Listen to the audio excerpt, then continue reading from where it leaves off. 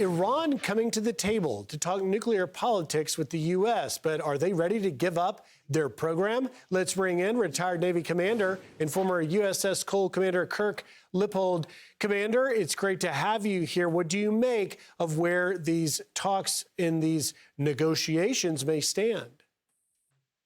Good morning, Griff. Thank you for having me on. When you look at the negotiations themselves, it's good that we're negotiating. The bottom line for the United States is we want to make sure that three key items are on the table. The nuclear weapons program that Iran continues to pursue, the ballistic missile program, which is in violation of international law and UN sanctions, and the proxy groups throughout the Middle East that have destabilized the region.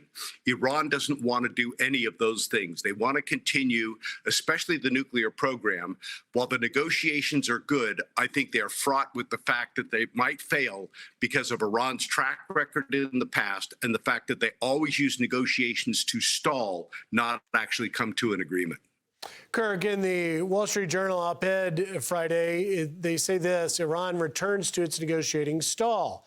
In the op-ed, they write, Mr. Trump said Wednesday that Iran had sought to restart its nuclear program at an old site, and a new site. It has rapidly restored its ballistic missile program. It sent Hezbollah $1 billion to rebuild in 2025, even as the Iranian people suffered more privation. It defied Mr. Trump's warnings and massacred those people by the thousands when they spoke up. This is a picture of a regime digging in, not changing its ways. It comes with the backdrop, Kirk, that it appears the regime may never have been at a weaker point. What do you make of that? I think you're absolutely right, Griff. When you look at it, the Iranian regime right now, the Ayatollah and the mullahs are acting as if they are backed into a corner.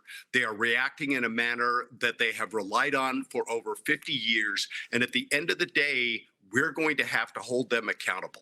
We're going to have to find a way that we are going to pressure them. Clearly, Midnight Hammer, when we struck the nuclear sites with the help of Israel taking out air defense, was a key component of that because it showed the Iranians we are willing to react. We are willing to react unilaterally, and we have a large armada, large carrier strike group with the Abraham Lincoln and other ships there in the region.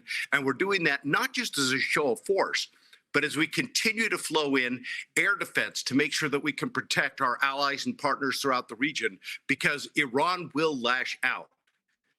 Our job is going to be to make sure we can take down as much of their military as quickly as possible. If we have to strike, take out the mullahs to make sure that they are ineffective and be able to do that. And what we're really trying to do at the end of the day, Griff, is create the conditions that the Iranian people can rise up, overthrow the regime, and begin that path toward a democratic Iran. And you rightfully point out, Kirk, that they saw Operation Midnight Hammer. They know what we're bringing to the table, so it would be in their best interest to negotiate in full faith. Kirk Lippold, thank you, Commander. Thank you, Griff. Hey everyone, I'm Emily Campagno. Catch me and my co-hosts Harris Faulkner and Kaylee McEnany on Outnumbered every weekday at 12 p.m. Eastern, or set your DVR. Also, don't forget to subscribe to the Fox News YouTube page for daily highlights.